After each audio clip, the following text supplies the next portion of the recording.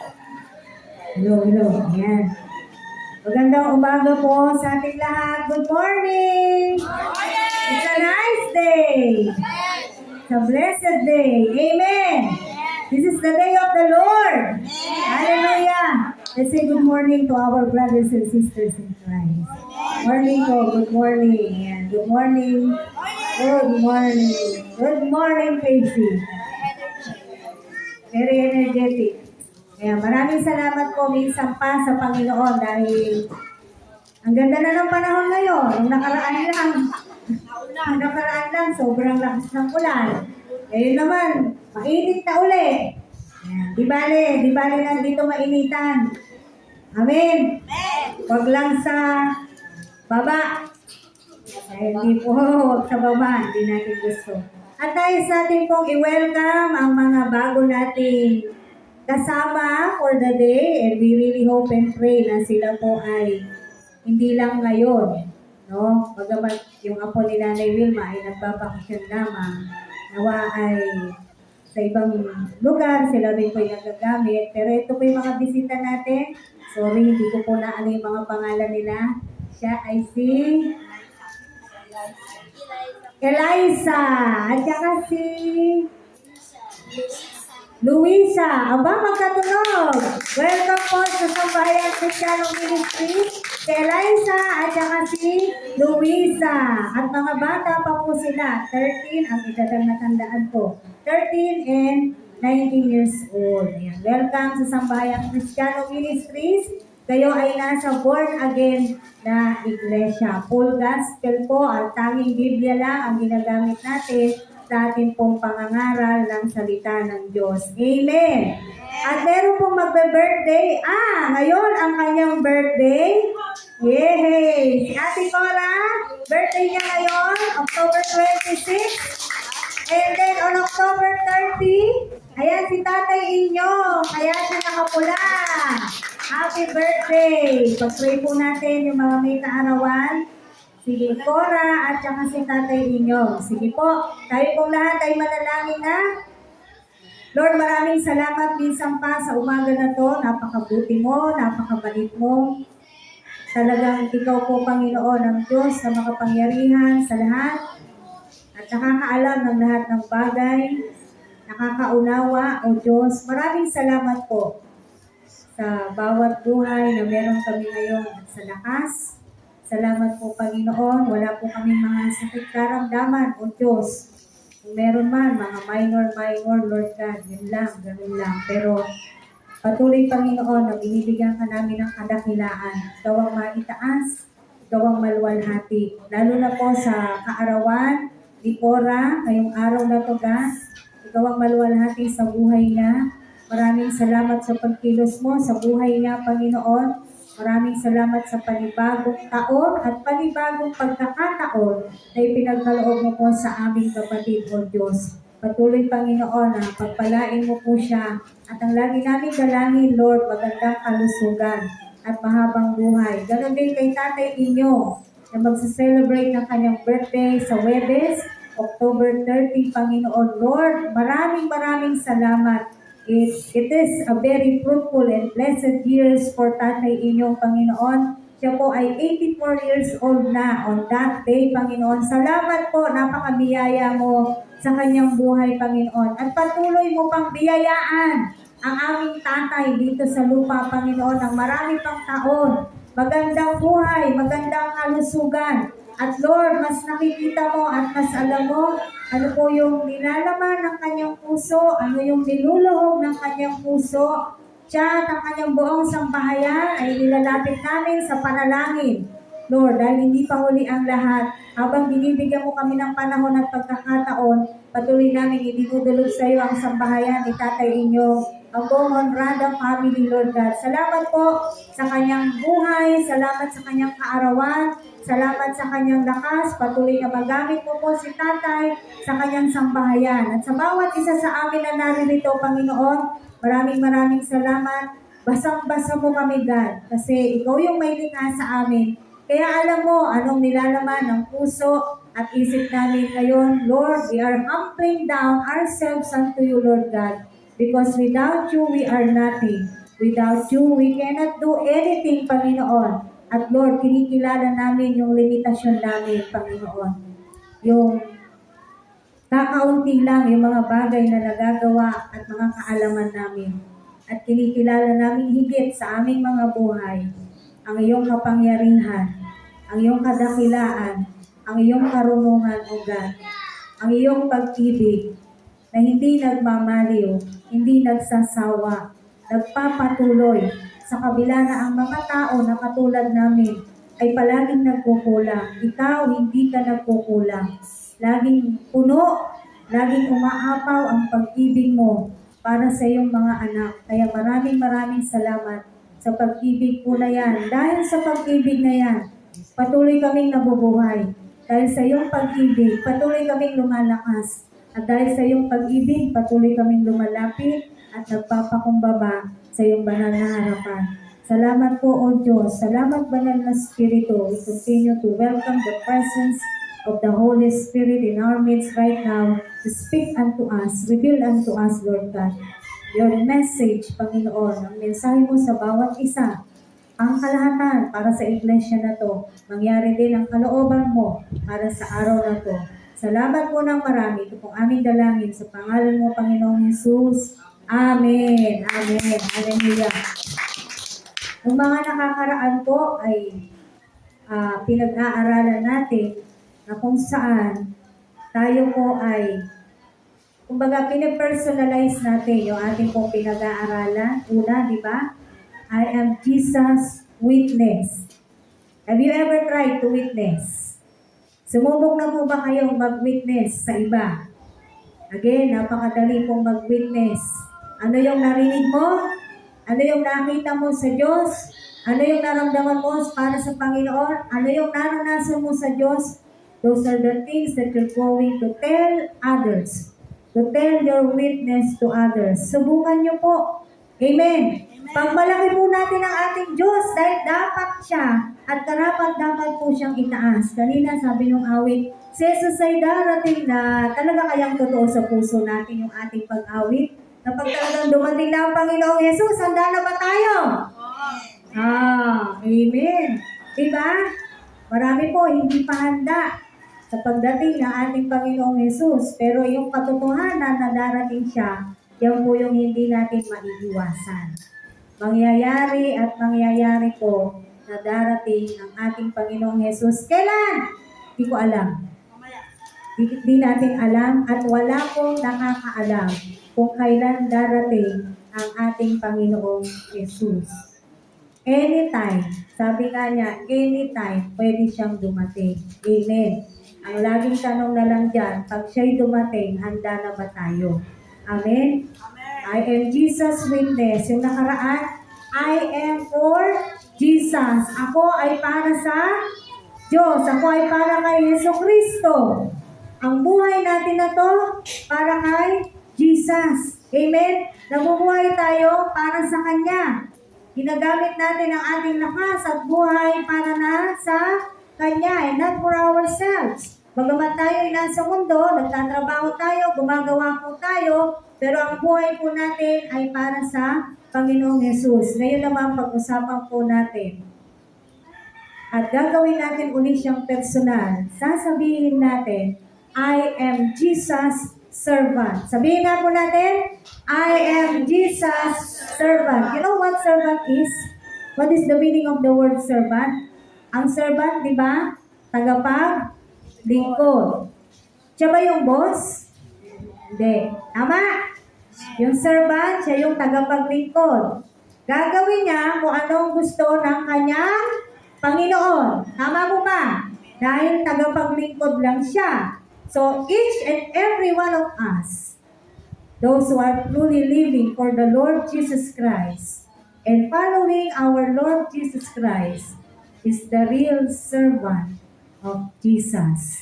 Kung ngayon, hindi ka pa talaga lingkod, hindi ka pa servant, hindi pa rin muli ang lahat para paglingkuran ang ating Panginoong Jesus. Sabi nga, habang lagi tayong binibigyan ng Diyos ng pagkakataon, i-grab natin yung pagkakataon na yon at huwag nating sasayangin yung pagkakataon na yan para paglingkuran ang ating Diyos. The best model of being a servant is our Lord Jesus Christ. Basahin natin. Hindi po ito yung main verse natin, pero gusto ko lang ipakita sa inyo.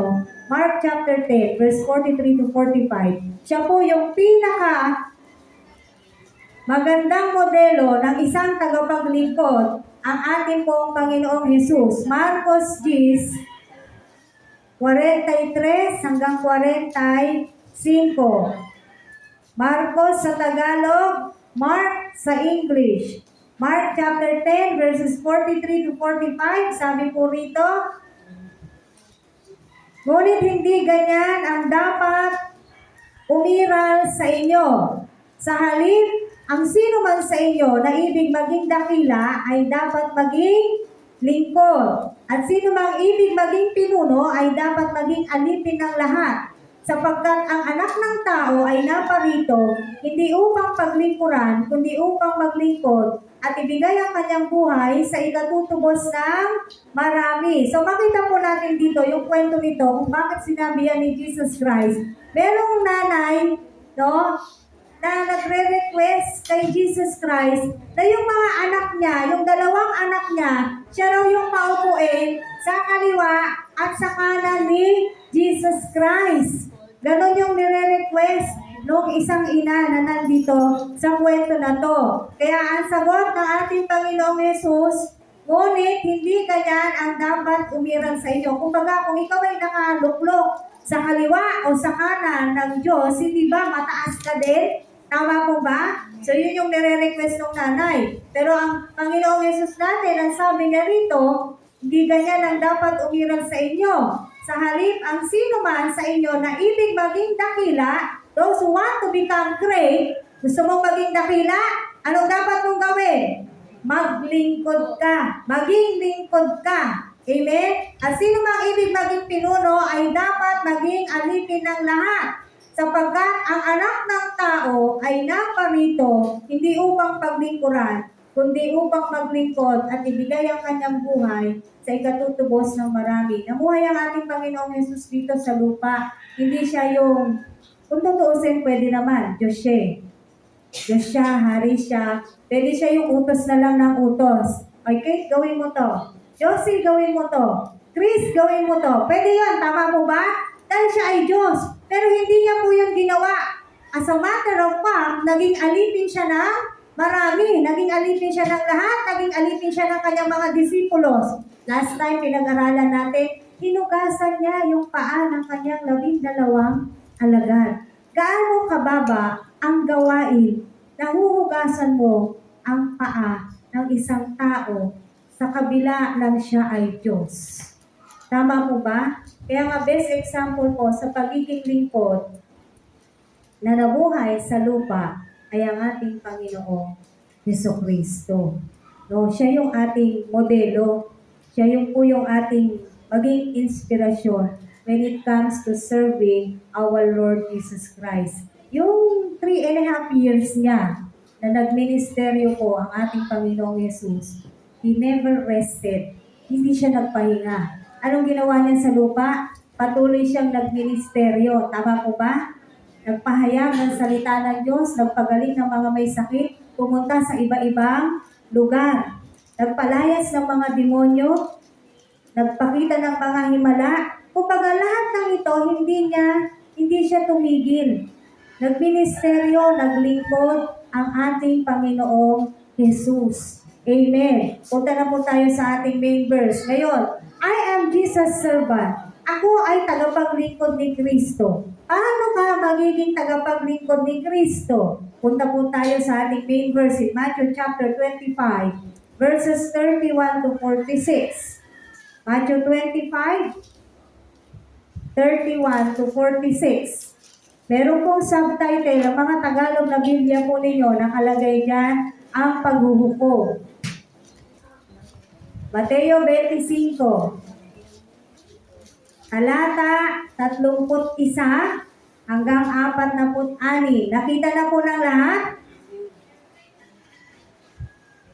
Darating ang anak ng tao bilang hari. Yan. Kasama ang lahat ng anghel at luluklok sa kanyang maringal na trono. Sa panahong iyon, matitipon sa harapan niya ang lahat ng tao. Tapos, ano mangyayari? Sila'y pagbubukod-bukurin niya tulad ng ginagawa ng pastol sa mga tupa at mga kambing. So, lahat ng tao matitipon sa harapan ng Diyos. Pagkatapos, paghihiwalay-hiwalayin niya. Katulad daw ng paghihiwalay sa tupa at kambing. At sasabihin ng hari sa mga nasa kanan, "Hali kayo, mga pinagpala ng aking ama. Pumasok na kayo at manirahan sa kahariang inihanda para sa inyo mula pa nang likhain ang sanlibutan. Sapagkat ako'y nagutom at inyong pinakain, nauhaw at inyong pinainom. Ako'y isang dayuhan at inyong pinatuloy. Ako'y walang maisuot at inyong pinaramtan. Nagkasakit at inyong dinalaw. Ako'y nabilanggo at inyong pinuntahan." Sasagot ang mga matuwid, "Panginoon, kailan po namin kayo nakita nagutom at aming pinakain o nauhaw at aming pinainom?" Verse 38. "Kailan po kayo naging dayuhan at aming pinatuloy o kaya'y walang maisuot at aming pinaramtan? At kailan po namin kayo nakitang may sakit o nasa bilangguan at aming dinalaw?" Sasabihin ng hari, "Sinasabi ko sa inyo, nang gawin ninyo ito sa pinakahamak sa mga kapatid kong ito ay sa akin ninyo ginawa." Verse 41, "At sasabihin naman niya sa mga nasa kaliwa na to, lumayo kayo sa akin, mga sinumpa. Kayo'y pasaapoy na di mamamatay, na inihanda para sa dyablo at sa kanyang mga kampon. Sapagkat ako'y nagutom at hindi ninyo pinakain, nauhaw at hindi ninyo pinainom. Ako'y naging isang dayuhan at hindi ninyo pinatuloy. Ako'y nawalan ng maisuot at hindi ninyo pinaramtan. Ako'y may sakit at nasa bilangguan at hindi ninyo dinalaw."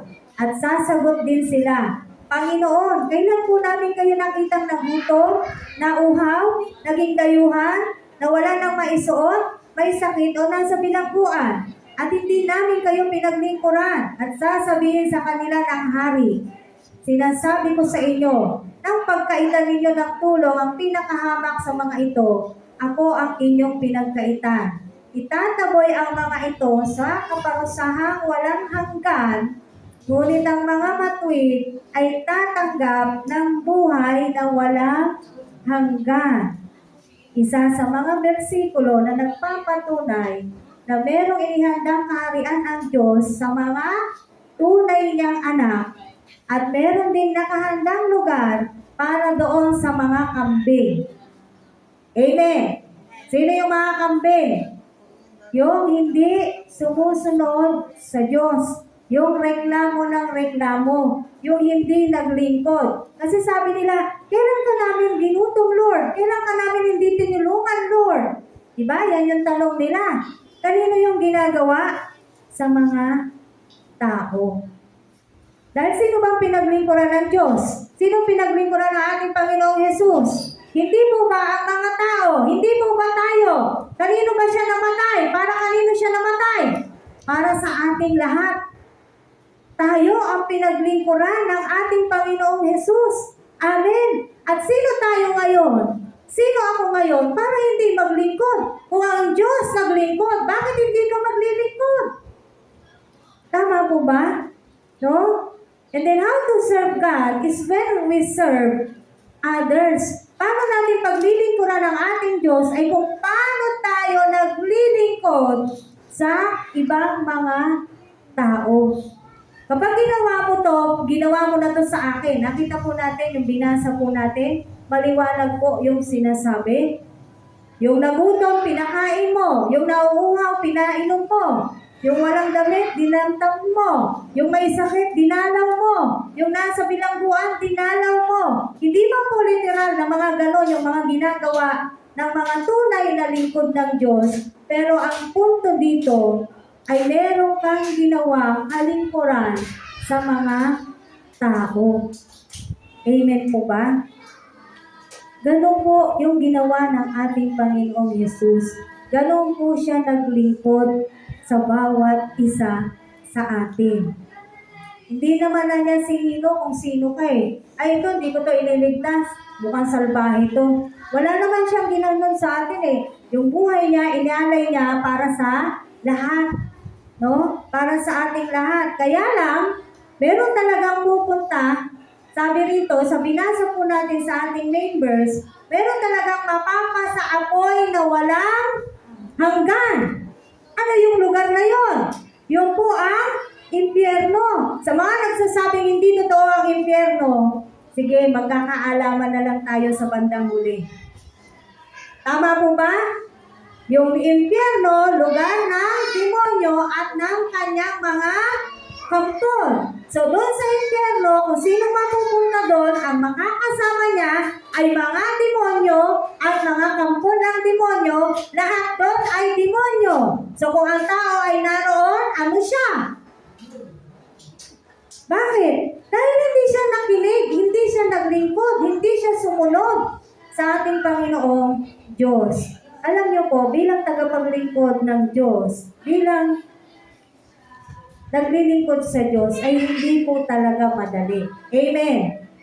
Hindi talaga madali. Tingnan po natin yung Matthew 8:18 to 22. The cost of following Jesus. Matthew 8. Dahil lang paglilingkod po, hindi po tayo naglalaro dito. Amen? Hindi po, seryoso po ang ginagawa nating paglilingkod sa ating Diyos. Hindi po tayo naglalaro, hindi po tayo nagpapalabas dito, hindi po tayo nagpo-programa dito. Ito'y ginagawa natin, una sa lahat, dahil mahal natin ang Diyos. Pangalawa, dahil ito yung dapat ginagawa natin, dahil tayo ay mga lingkod ng Diyos. Dapat. Matthew chapter 8, verses 18 to 22. Pagsunod kay Jesus, yung subtitle po niya. Tingnan po natin ang talagang pagsunod. Tunay na pagsunod kay Jesus. Si Jesus mismo po ang nagsasalita sa verses na to. Nang makita ni Jesus ang makapal na tao sa kanyang paligid, iniutos niya sa mga kasama na maghandang tumawid sa ibayo. Nilapitan siya ng isang eskriba at sinabi sa kanya, Guro, susunod po ako sa inyo. Saan man kayo pumaroon. O diba? Ang mga tao, ang dali-dali magsabi ng ganyan. Sumagot si Jesus, may mga lungga ang mga asong gubat at may mga pugat ang mga ibon. Ngunit ang anak ng tao, wala man lang matulugan o mapagpahingahan. Isa naman sa mga alagad ang nagsabi sa kanya, Panginoon, maaari po bang umuwi muna ako upang ipalibing ang aking ama? Anong sagot ni Jesus Christ? Ngunit sinabi sa kanya ni Jesus, sumunod ka sa akin at ipaubaya mo na sa mga patay ang paglilibing ng kanilang mga patay. Mamaya, pag-uusapan natin itong mga sinabi ng ating Panginoong Jesus dito. Following Jesus Christ is our top priority as Christians. Again and again, we say, what is the meaning of the word Christian? Followers of Jesus Christ. So if you are a followers of Jesus Christ, anong dapat na ginagawa mo? Sumusunod kay Kristo. Ito, nabasa po natin dito. Guro, susunod ako sa iyo. Saan ka man pumaroon? Ang tao, natural na ganito yung sinasabi pag may kailangan sa Diyos. Tama? Kasi may hinihingi siya eh. No?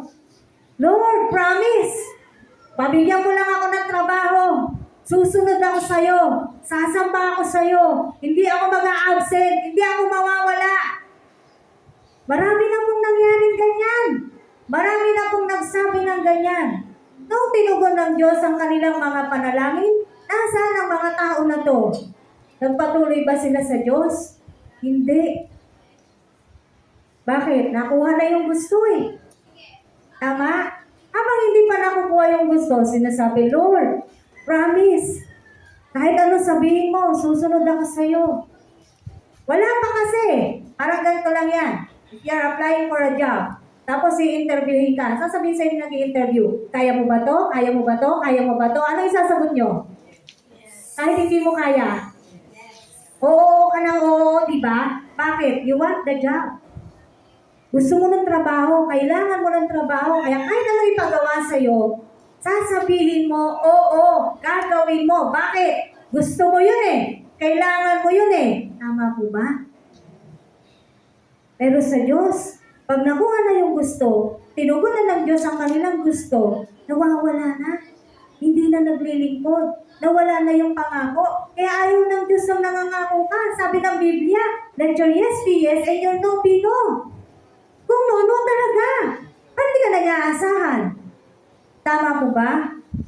Hindi ka na niya asahan. Hindi po madaling maglingkod. Ulit-ulitin natin yan. Hindi madaling maglingkod sa Diyos, pero napakasarap maglingkod sa Diyos. Serving our God is our top priority. Why?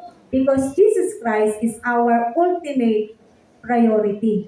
Anong prioridad mo? Sinong prioridad mo? Si Kristo. Dapat si Kristo. Dapat ang Panginoong Jesus. Hindi family ko. Hindi. Si Kristo. Amen. Palagay mo ba, pag inuna mo ang Diyos, pababayaan ng Diyos ang pamilya mo? Hindi. He will take care of everything. When we seek first our God, siya po ang bahala doon. As long as nakikita niya po yung puso natin na gusto po talaga nating maglingkod. Anong sabi rito? Yung isang alagad. Alagad din, tandaan nyo, alagad yung nagsabi yung isa ha. Isa sa mga alagad niya ang nagsabi, Panginoon, maaari ko bang umuwi muna ako at ipalibing ang aking ama? Pinayagan ba siya ni Jesus Christ? Yung totoo. Hindi. Ano sabi niya? Sumunod ka sa akin at ipaubaya mo na sa mga patay ang paglilibing ng kanilang mga patay. Ang harsh naman ni Jesus Christ. Di mo ba? Ang lupit. Lilibing ko yung tatay ko eh. Oh, di ba? Pero sabi ni Jesus, hindi, sumunod ka na sa akin. Hayaan mo na yung patay ang maglibing sa kanilang patay. Yan. Jesus is emphasizing po. Sinasabi rito ni Jesus Christ, no? Sabihin na natin, hindi literal. Hindi literal na may patay.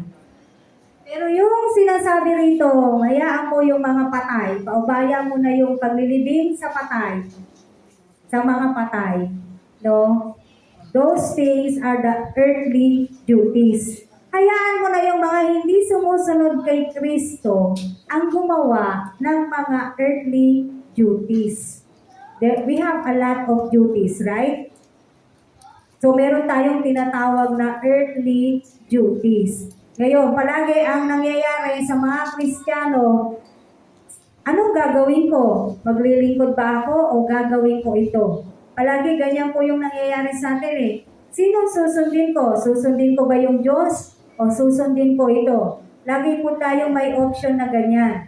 No? Sino ang nananalo sa atin? Anong nagwawagi? So dito po, pinapakita sa atin na ating Panginoong Jesus that a call to discipleship is a radical one that requires what? Immediate and total commitment, leaving no room for excuses and delays. Anong sabi? Yung pagtawag sa atin ng Diyos bilang maging alagad niya, disipulo niya, it is an immediate one. It is a total commitment, walang room for delays, walang room for excuses. Nakita niyo po? Sasabihin na naman ng parang nasa isip niyo, ang harsh talaga, ang lupit. Walang excuse daw, walang excuse. Pag paglilingkuran ng Diyos, walang excuse. Why? This is our commitment to our God. Kaya nga sabi ko po sa inyo, last time when we had our online meeting regarding discipleship training, hindi po madali yung nagtitrain. Hindi man napapagod yung physical na katawan ninyo. Pero anong battle ng mga training natin? Anong battle natin in that training? Anong battle? Diba spiritual battle? Emotional battle? Mental battle? No? Kasama pa doon yung mga struggles na nararanasan natin sa mundo na to. Yun yung mga mahihirap na battles na kinakaharap natin when we are under training. And we are still under training. Nandito pa po tayo sa lupa eh. Hinuhubog tayo ng Diyos. Sinasanay tayo ng Diyos. Kaya hindi po madali. Kaya nga total commitment. When we serve our Lord Jesus Christ, it is a total, hindi 99%. It is a 100% commitment to God. Ano yun? Wala na akong gagawin sa buhay ko? Kundi maglingkod na lang ng maglingkod? Hindi. Uulitin natin. Nakakapagtrabaho pa naman tayo. Tama. Nakakapaglaba pa naman. Tama po ba? Nakakapagluto pa. Nakakapaglinis pa. Kumbaga, ang ibig sabihin, nagagawa pa rin natin yung mga bagay na dapat natin gawin. Pero, pag kinailangan tayo ng Diyos, sinong dapat mong unahin? Ang paglilingkod sa Kanya.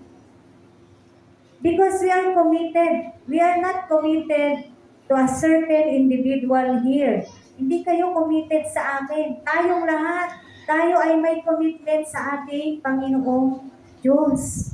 Yung buhay natin na to ay para na sa Diyos. If you truly understand the life of being a Christian, kung talagang naiintindihan na po natin yung buhay natin bilang Kristiyano, ganito na po talaga ang buhay ng isang Kristiyano. Gumagawa para sa kalikuran ng Diyos, nagtatrabaho para sa kaharian ng Diyos, hindi tumitigil na magpahayag ng salita ng Diyos, nag-iimbita, amen, nagiging witness para sa kaharian ng Diyos. Because this is the mandate of our Lord Jesus Christ. Inuulit-ulit natin yan. Ito po yung mandato ng ating Panginoong Diyos sa lahat ng mga tagapaglingkod niya. Tandaan natin, balang araw, lahat ng tao, tayong lahat, haharap sa Diyos at ihihiwalay niya ang mga tupa sa kambing. Ngayon, ang laging tanong kasi dyan, saan ka? Doon ka ba sa bahagi ng tupa? O doon ka sa bahagi ng kambing? Kaya hindi lahat ng tao maliligtas. Hindi lahat ng tao mapupunta sa kaharian ng Diyos, sa piling ng Diyos na walang hanggan. Maraming mga tao pupunta doon sa apoy na walang hanggan. Ayun po yung katotohanan na binasa po natin kanina. Because discipleship or being a servant is a commitment to our Lord Jesus Christ. Pag sinabi natin, ito, kasi sabi kanina, kaya mo yung patay, libing nila yung mga patay nila. Ano pong ibig sabihin nito? Meron tayong sinasabing spiritual death and physical death. Tama. Tayong mga tao, dadanas tayong lahat ng physical death. Itong katawang lupa na to, mawawala talaga to. Tama? Mamamatay lahat.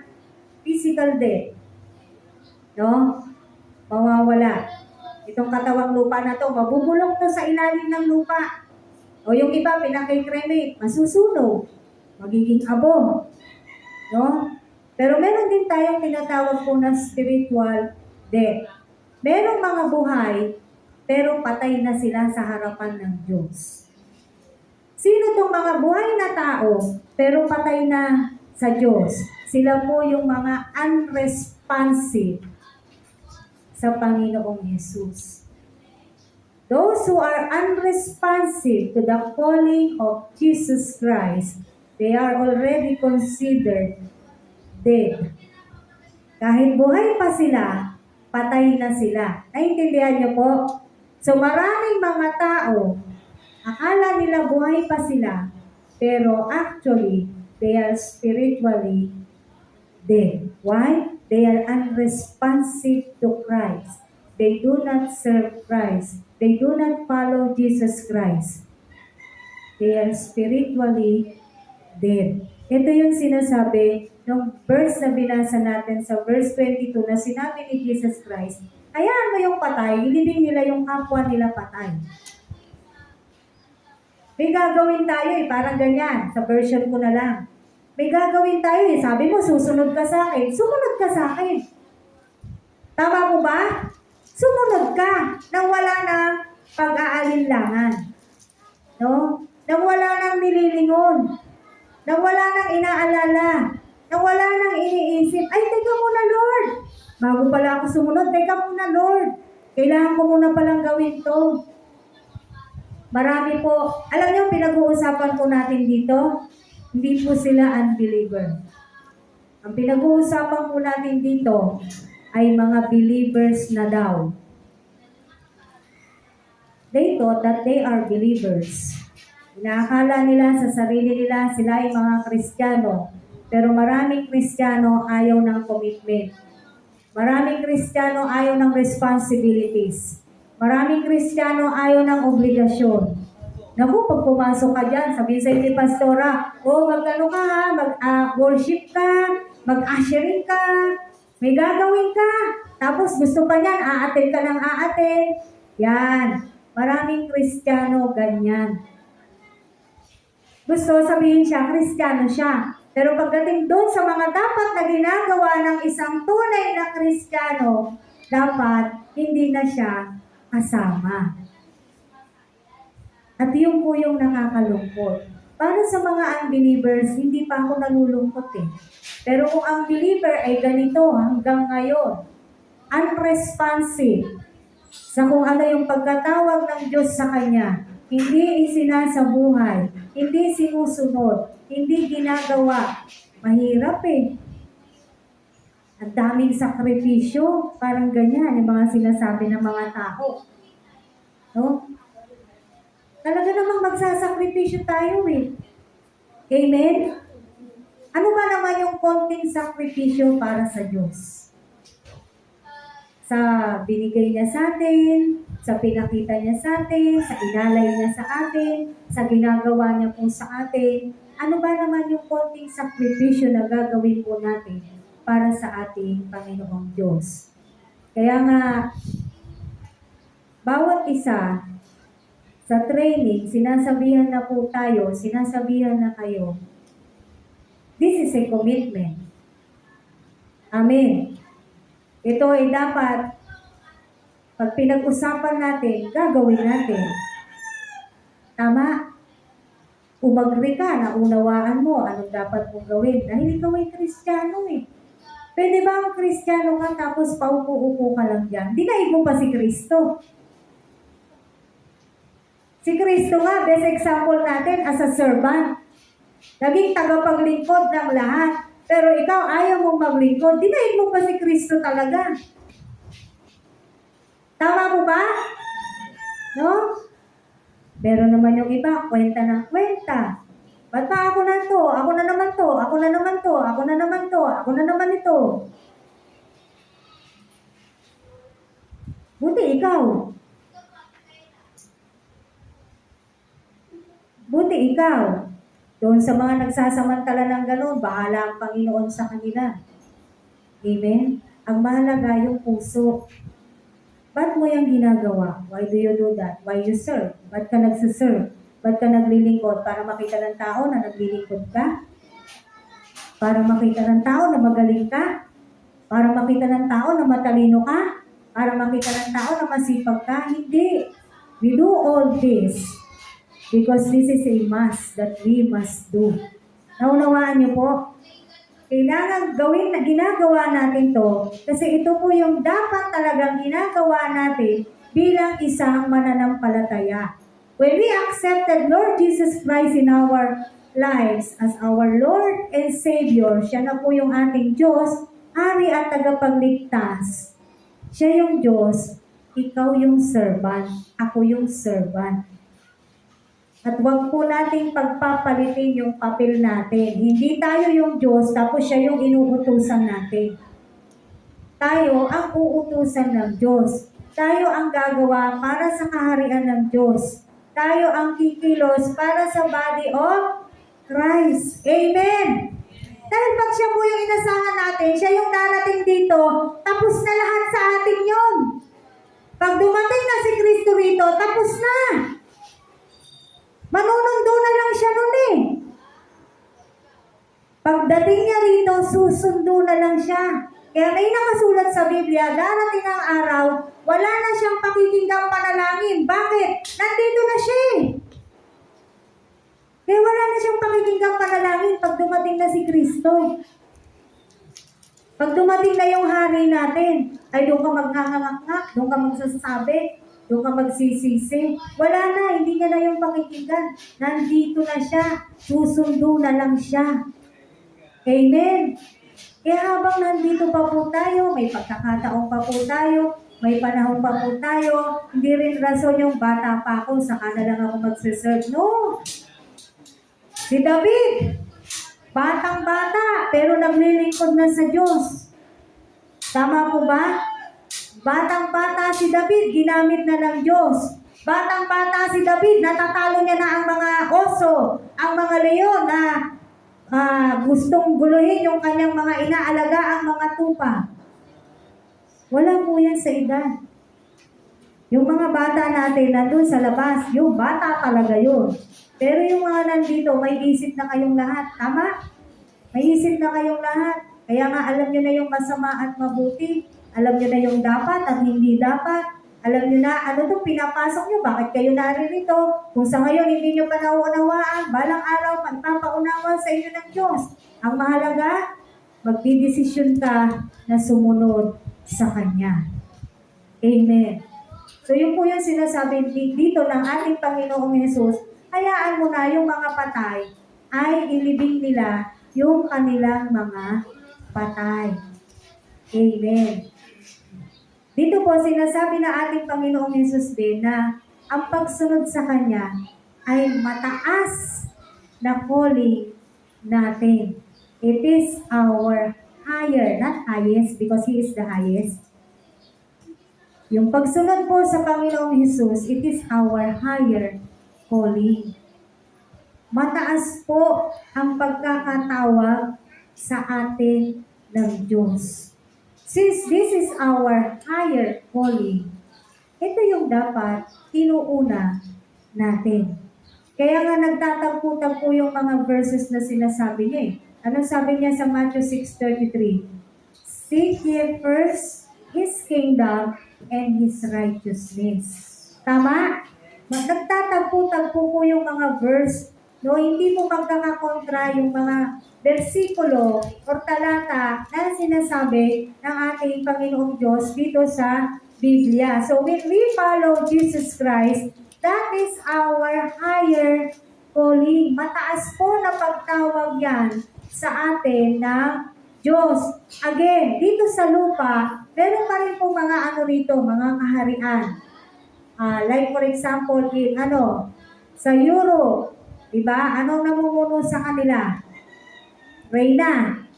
Tama?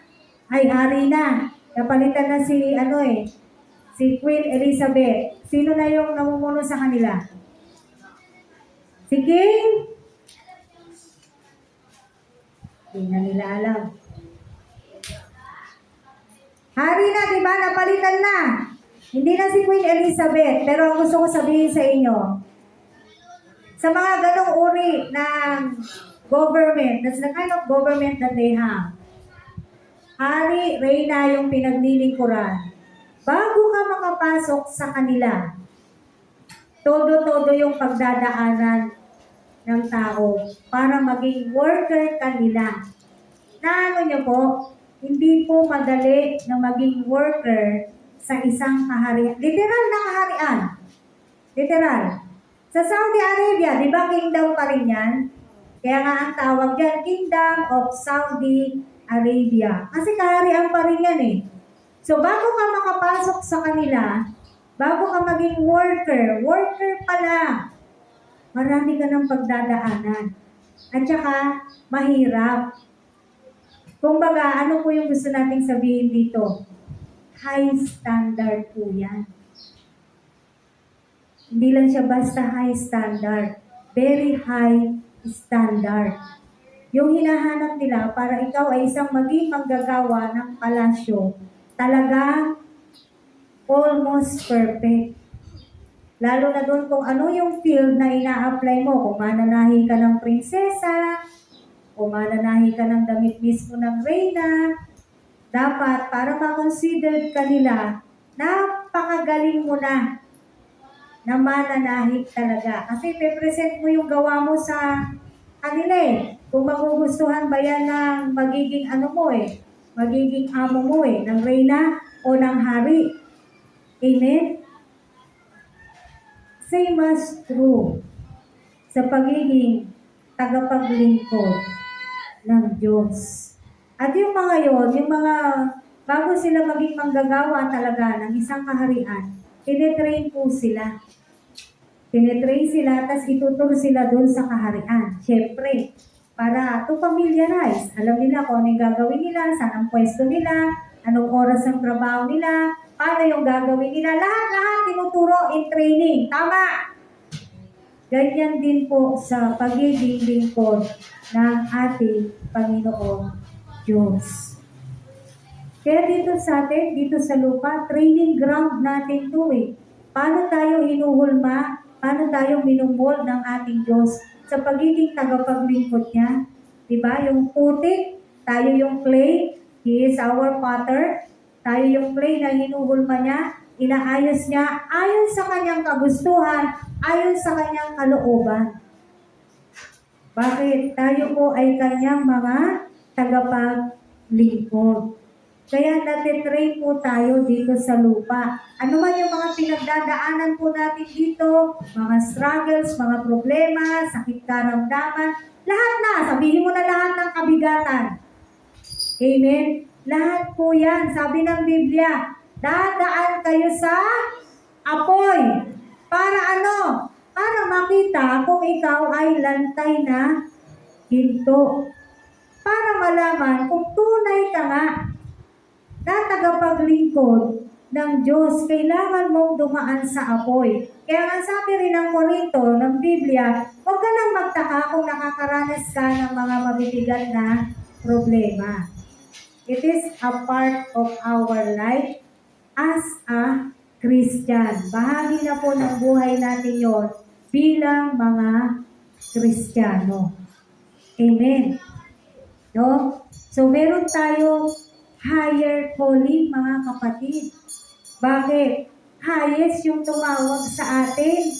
Pinakamataas yung tumawag sa atin.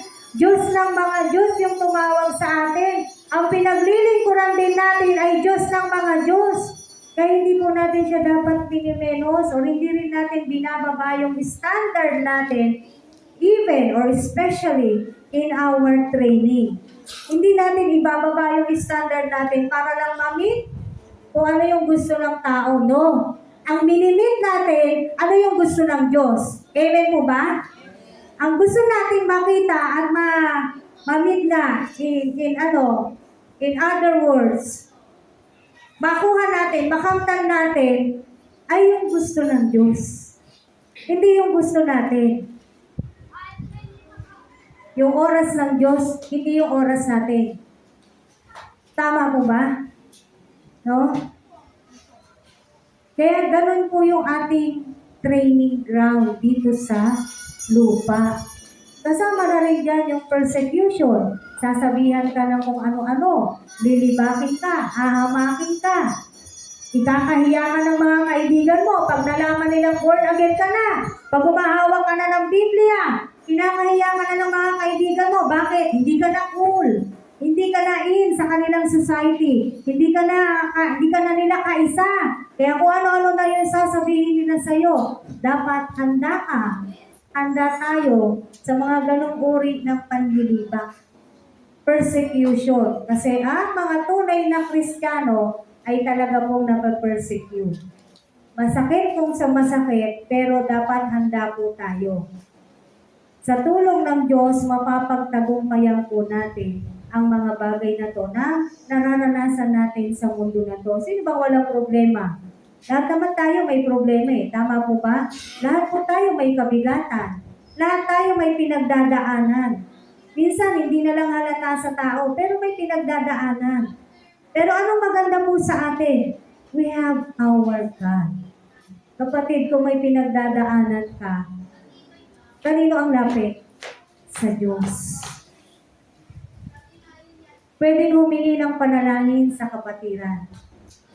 Kapatid, pwede ba pag-pray mo ko, hirap na ako? Hindi po yung nakakahiya. Humingi ng panalangin. Ang pagpapakita po ng kahinaan or weakness ay hindi po nakakahiya. Kung hindi pagtanggap na ito yung kahinaan ko, kailangan ko ng Diyos. Tama po ba? No? Kaya kung ano man po yung nararanasan po natin, sasabihin po natin sa Diyos. Ngayon, kung hindi mo talaga kaya, humingi ka ng tulong sa kapwa mo mananampalataya. And then, ask for a prayer. Dahil hindi mo biro ang isang maging tagapaglingkod ng Diyos. Lalo na kung nape-persecute ka, makakarinig ka ng kung ano-anong masasakit na salita. Pwede kang tawagin ng kung ano-ano. Kami dati, tawag sa amin si Raulo. Makita pa lang nila kami naglalakad. Ay, yan na yung mga baliwo. Ayan na yung mga si Raulo, yung mga born again, yung mga borbole. Ganyan po yung tawag sa amin, si Raulo, mga baliw. Ayan, dapat handa tayo sa mga ganon. Amen? Handa yung ating kalooban, handa yung ating puso. Si Jesus Christ nga eh. Gano ba nilibak-libak si Jesus Christ? Dinuraan pa. Tama? Dinura-duraan sa mukha. Hinampas-hampas ng walis. Nilagyan ng koronang tinik. Sabi mo, di ba, hari ka? O, ayan. Dahil hari ka, bibigyan ka namin ng korona. Ganyan ang ginawa kay Jesus Christ. Pero ang lahat ng yon ay napagtagumpayan po niya. Noong siya ay nasa katawang tao. Kaya tayo, mananagumpay din po tayo kung ano man yung mga struggles po natin, pains natin, mga problema po natin. Sobrang bigat na, ayoko na. Walang ayawan, kapatid.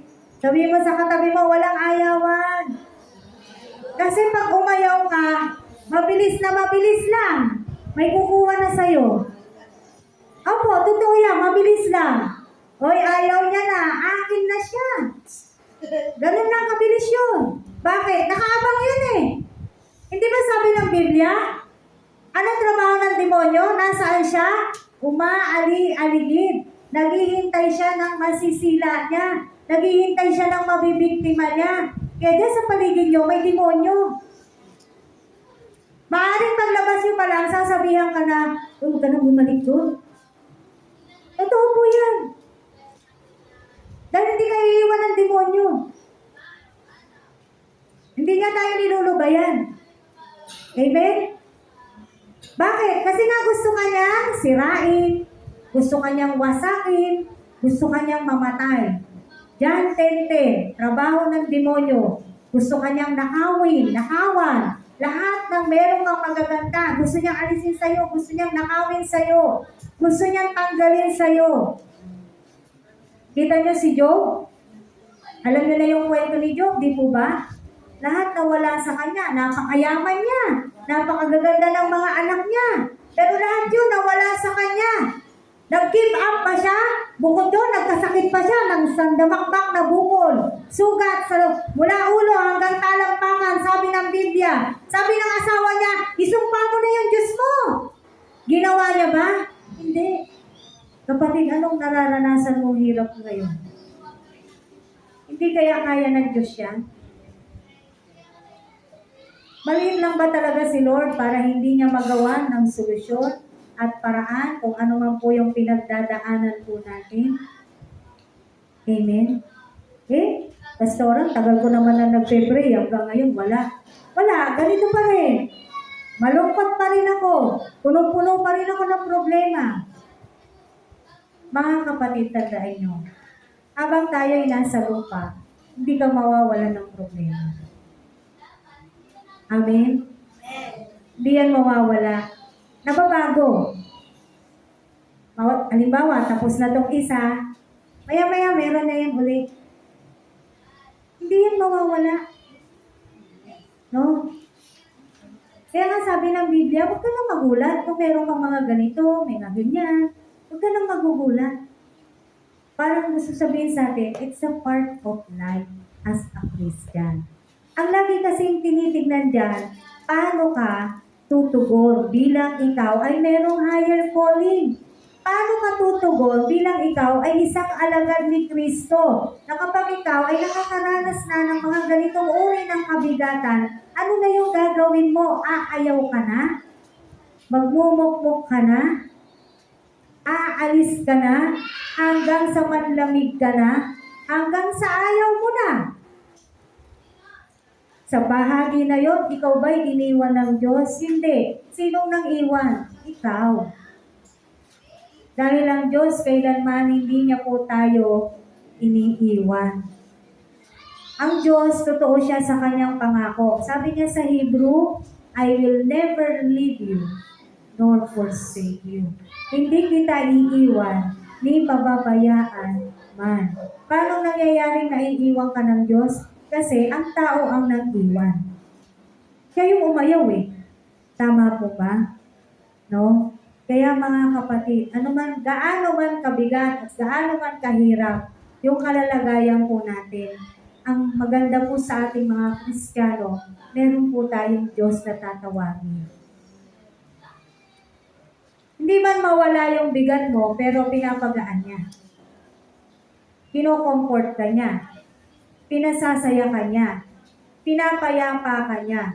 At yun po yung mahalaga doon. Bakit? Kung ang isang tao ay walang Diyos, anong gagawin niya kapag gano'n na yung nararanasan niya? Pwede na siyang magpakamatay. Katulad ng anak ni Kuya Kim. Meron po siyang mental health issue eh. Diba? Kasi yung mga sinabi sa kanyang hindi magaganda in social media, na-adapt niya lahat yun, na-ano niya lahat. Bukod doon talagang bata pa lang siya, nabuli na siya.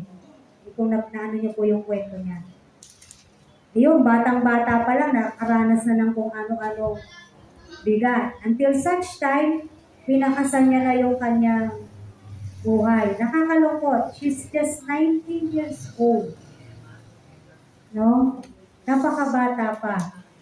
Kaya mga kapatid, gaano man kabigat yung pinagdadaanan po natin, kailanman hindi naging solusyon ang pagwasak o pagkuha ng sarili mong buhay.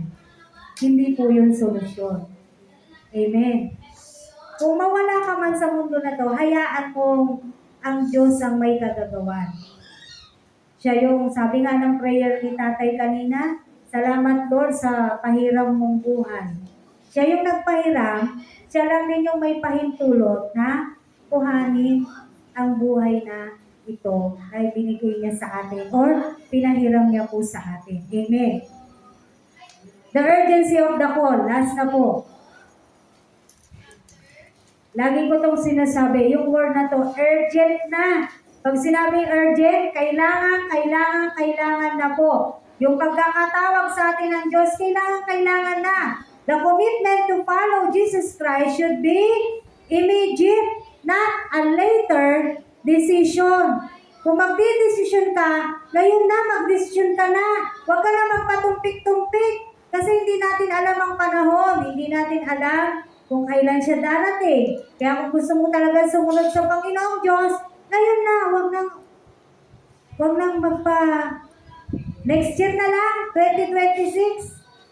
Dumating ang next year, wala ka pa rin, hindi ka pa rin sumusunod.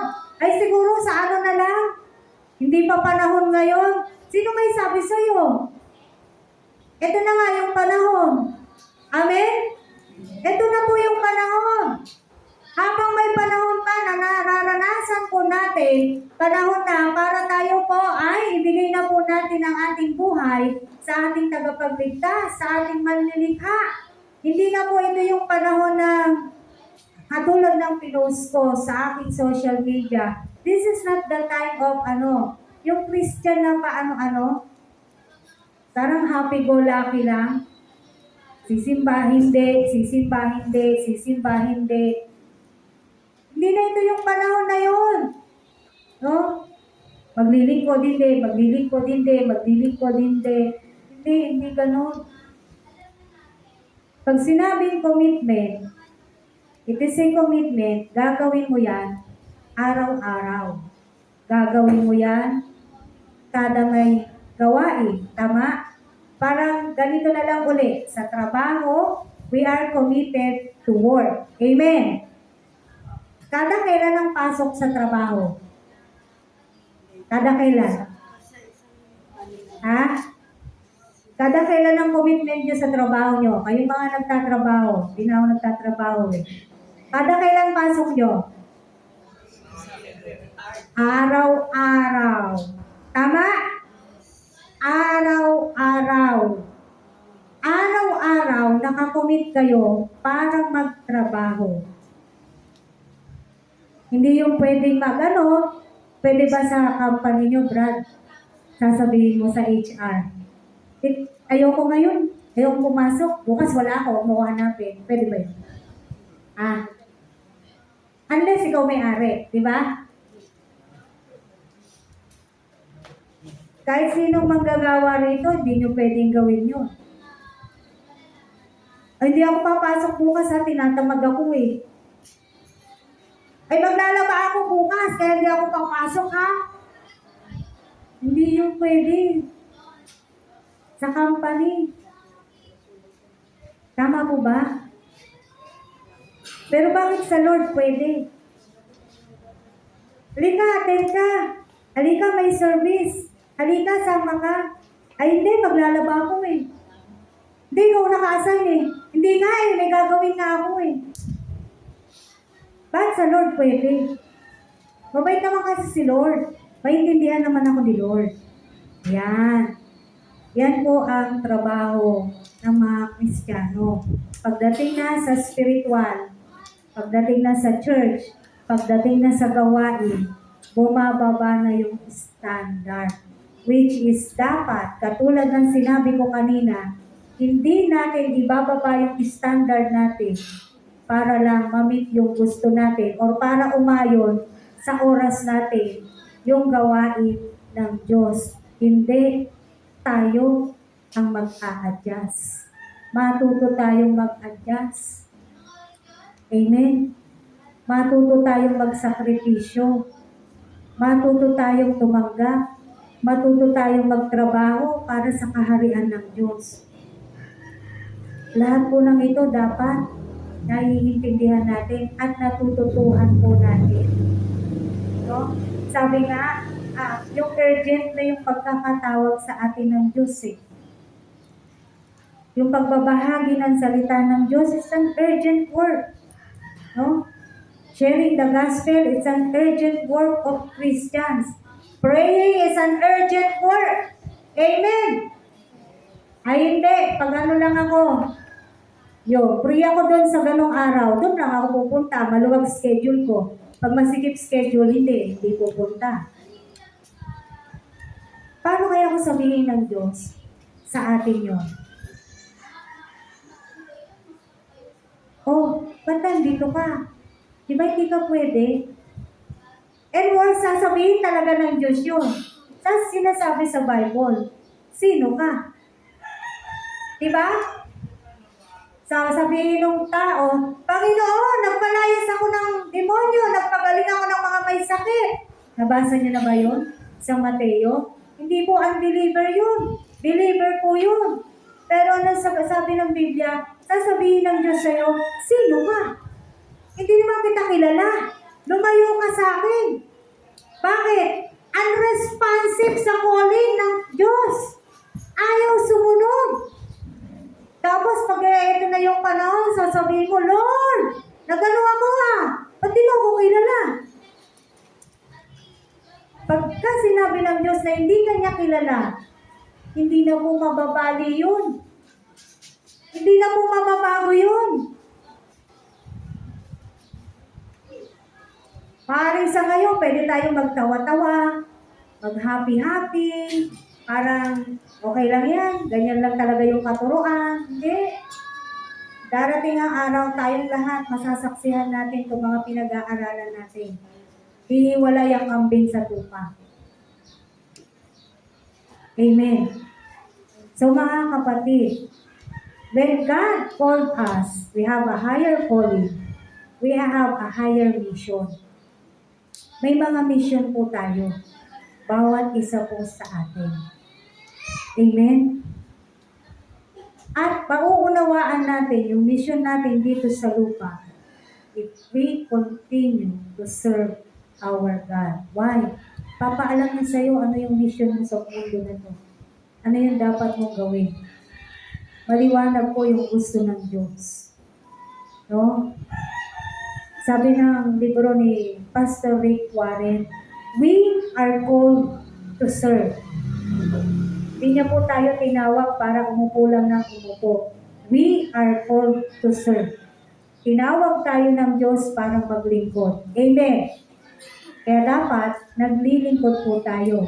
Kung hindi ka ba tagapaglingkod, uulitin ko, magdesisyon ka na maging tagapaglingkod ka na ni Kristo. Kung tagapaglingkod ka na ni Kristo, at sa palagay mo ay hindi mo pa lubusang nagagampanan ang iyong gawain bilang tagapaglingkod ni Kristo, magdesisyon ka na rin. Kailan ka maglilingkod? Kailan ka magre-response sa panawagan ng Diyos? Amen. Patagal po ng patagal ang takbo ng panahon natin, patatagan po ito. Patibayan. Patibayan, patatagan. Manatiling tapat hanggang wakas siya ang maliligtas. Kaya kung bibitaw po tayo in the middle of our journey as a Christian, huwag tayong aasa na meron tayong reward o merong kapupuntahan yung journey natin kasi bumitiw po tayo. So ngayon po, sinasabi lang sa atin ng Diyos, sa ating pong pinag-aaralan. Wala pa po talaga tayo doon sa serving others. How do we serve God? Pinag-usapan pa lang natin yung pagiging lingkod because ang title ng pinag-uusapan natin, I am Jesus' servant. If you are a servant of Jesus Christ, uunahin mo si Jesus. Anong sabi? No excuse, no delay. Amen? No excuse, no delay. Pastora, lupit mo naman, no excuse. Uulitin po natin. Alam naman natin lahat kung ano yung mga valid reasons. Amen? Na pwedeng maging excuse talaga para mawala ka o hindi ka maging lingkod o hindi ka makapag-serve for today. Alam naman na natin yun. Matatanda na po tayo, malalaki na po tayo. Pero kung alam mo rin, kung ang ginagawa natin ay nag-e-excuse lang din talaga tayo dahil matatambakan tayo ng trabaho natin sa bahay. Ayan. No? Sa bahay, nakita nila, ewan ko kung nakita nila, Ate RC at ni Tess, gano'ng kataas yung labahin ko. Hindi ko yung pinagmamalaki. Kung tutuusin, pag may bisita ka, nakakahiya yun. Tama po ba? Nakakahiya yun, makikita nila. Tampang labahan mo to si Pastora. Tulog lang ng tulog. Hindi naglalaba. Katulad bukas. Dapat Monday ang labaday ko. Kaya lang bukas, wala na naman po kami uli. So may mga ganong pagkakataon, kaya natatambakan ako. Hinayaan ko siya doon kasi yung maghihintay yun. Tama? Kaya niyang maghintay. Pero para i-miss ko yung gawain, nakakatakot. At nalulungkot ang puso ko kapag kaganon. Amen. Kaya nga sabi ni Jesus Christ, hayaan mo yung mga patay, libing nila yung patay nila. Ngayon, make it a point that you are not spiritually dead. Iyakin mo na hindi ka spiritually dead for now and forever. Because you are a Christian. Sabi mo, Kristiyano ka. Kristiyano ako. Kristiyano tayong lahat. Anong ginagawa ng Kristiyano? Naglilingkod sa Diyos. Amen. Tumutugon sa panawagan ng Diyos. Amen. Hallelujah. Alam niyo po, masakit po talaga yung last na lang. Masakit po talaga minsan tanggapin yung katotohanan. Katulad nga ng sabi ko sa inyo kanina, ang lupit naman ni Jesus, Lilibing mo yung ano mo, sabi niya, hayaan mo na yung, di ba? Kung tutuusin mo, kung literal man yun, ang lupit naman. Ang harsh naman ni Jesus Christ. Bakit ganon? Diyos siya. Bakit ganon siya magsalita? Meron po akong babasahin sa inyo. Basahin nyo rin. Matthew 16.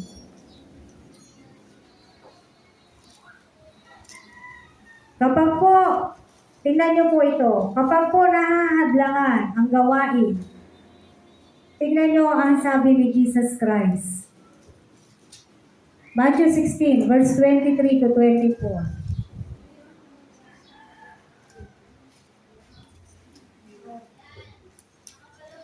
Ang kwento po nito, sinasabi niya na sa kanyang mga alagad yung mamamatay na siya. Pahihirapan siya. Kung babasahin niyo po simula sa verse 21. Yan po yung kwento niyan. Amen. Sinasabi niya na sa kanyang mga alagad. Doon sa verse 22, niyaya siya ni Pedro. Ano sabi ni Pedro sa kanya? Panginoon, wag na wang itulot ng Diyos. Hindi po dapat mangyari ito sa inyo. Kung aanuhin mo, masama ba yung sinabi ni Pedro? Hindi, maganda nga di ba? Parang nag-aalala siya kay ano. Hindi parang, nag-aalala siya para kay Kristo. Kasi sabi ni Kristo, may pahihirapan ako. Papatayin ako. Yan yung sinasabi niya eh. Ipapapatay ako. Ngunit sa ikatlong araw, mabubuhay ako, sabi ni Kristo. Sabi ni Pedro, Panginoon, wag nawang itulot ng Diyos na mangyari ito sa'yo. Kung titignan mo, maganda. Yung concern. Amen? Pero tingnan mo yung sagot ni Jesus Christ. Masakit. Tingnan nyo po, ang sabi ni Jesus Christ, ngunit hinarap siya ni Jesus at sinabihan, lumayo ka, Satanas! Sino kaharap niya? Si Pedro. Pero sinabi ni Jesus kay Pedro, Satanas! Amen? Lumayo ka, Satanas! Hadlang ka sa aking landas. Ang iniisip mo hindi sa Diyos, kung hindi sa tao. Sinabi ni Jesus sa kanyang mga alagad, kung ibig niyo namang sumunod sa akin, tingnan niyo po ito, limutin niya ang ukol sa kanyang sarili, pasalin ang kanyang krus at sumunod sa akin. Hindi kaya nasaktan si Pedro dito? Kung aanay mo, ano ba sinabi ko? Ganda naman ang sinabi ko Concern lang naman ako kay Jesus Christ Pero sinabi sa kanya ni Jesus, lumayo ka, Satanas. Hindi nga Pedro yung sinabi niya Napakabigat, Satanas. Ganun po mang rebuke ang Lord, masakit. Amen? Kaya kung nare-rebuke tayo at nasasaktan po tayo, ganun po yung normal. Masakit po talaga kasing marinig yung katotohanan. Amen. Ganun po tayo nare-review ng mga salita ng Diyos. Hindi po nagmalumanay si Jesus Christ dito. Hindi niya inisip, ay teka, baka masaktan si Pedro. Baka ma-open si Pedro. Hindi niya yun inisip. Hinarap niya pa talaga at tinawag niya, Satanas, bakit? Uahad lang siya sa kung anong kalooban ng Diyos. Ministeryo niya yun Tama po ba? Kaya, meron po talaga tayong pain na mararanasan. Especially if we are being rebuked. Masasaktan at masasaktan po talaga tayo. Dahil ang Biblia mismo, hindi po siya malumanay magsabi ng mga kamalian at kasalanan. Amen. Kaya dalangin ko po, katulad ng sinabi ko sa inyo nung nakaraang Huwebes, kung nasaktan kayo, piliin nyo yung tamang pagtugon. Hindi sa akin, kung hindi sa Diyos. Tayo po ay manalangin. Hallelujah. Lord, maraming salamat. Thank you, God, sa iyong kabutihan. Thank you, God, sa iyong salita. Ibinalik mo kami, God, kung paano baka nalimutan na namin, tinawag mo pala kami. At bilang mga tinawag mo, ito pala yung mga gagawin namin. Ito pala yung mga dapat namin gawin. Kami pala yung mga tagapaglingkod mo. O Diyos, salamat po. Minsan pa, kami inagaw mo sa kaaway. At pilit mo kami inilalayo sa aming kaaway, O Diyos. Pilit mo kami inaagaw sa gawat plano ng demonyo sa buhay namin, Panginoon. Salamat po, God.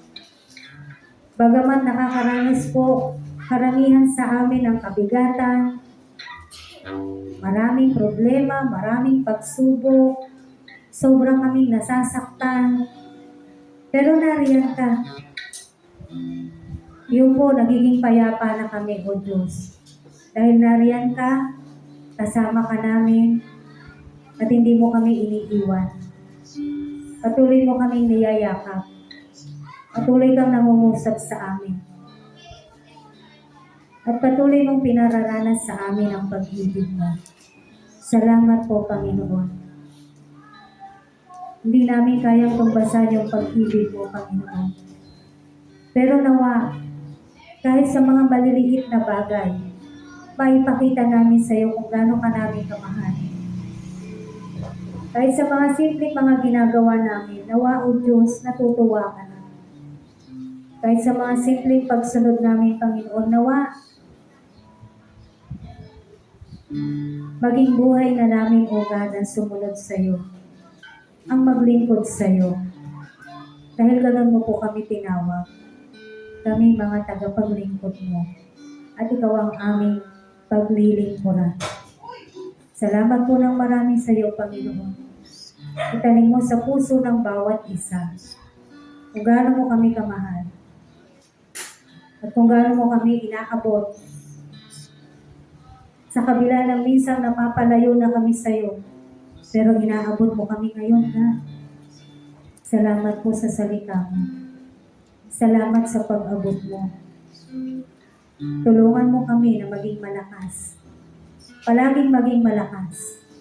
Tulungan mo kami na maging matatag palagi. Tulungan mo yung mga pananampalataya namin manghawakan tanging sa iyo lamang, O Diyos. Tulungan mo kami, Panginoon, na mag-desire na sumunod sa iyo. Salamat po ng marami, Panginoon. Ikaw po ang aming niluluwalhati. Makita ka sa aming mga buhay. Masalamin ka ang iyong liwanag sa aming mga buhay, O Diyos. Bilang sinasabi namin, kami iyong mga tagapaglingkod. Kami iyong mga anak. Kaya God, salamat po ng marami sa iyong pagising sa amin. Sa muli mong pagmulat ng aming mga mata, Panginoon. Sa katotohanan na ang buhay namin na to, sabi mo sa iyong salita, sino man ang nais sumunod sa iyo, limutin niya ang kanyang sarili. God, itong buhay namin na to ay hindi po sa amin, kung hindi sa iyo. Mangyari nawa ang kalooban mo sa aming mga buhay. Masunod ka nawa namin.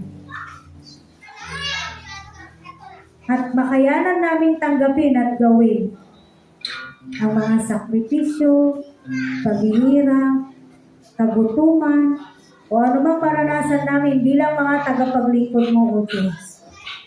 Ihanda mo ang puso namin, ihanda mo ang isip namin, ihanda mo mga katawan namin sa bagay na to. Dahil alam namin, hindi mo kami pababayaan. Salamat po ng marami. Aming Diyos na makapangyarihan sa lahat. Ito po aming dalangin sa iyo. Amen.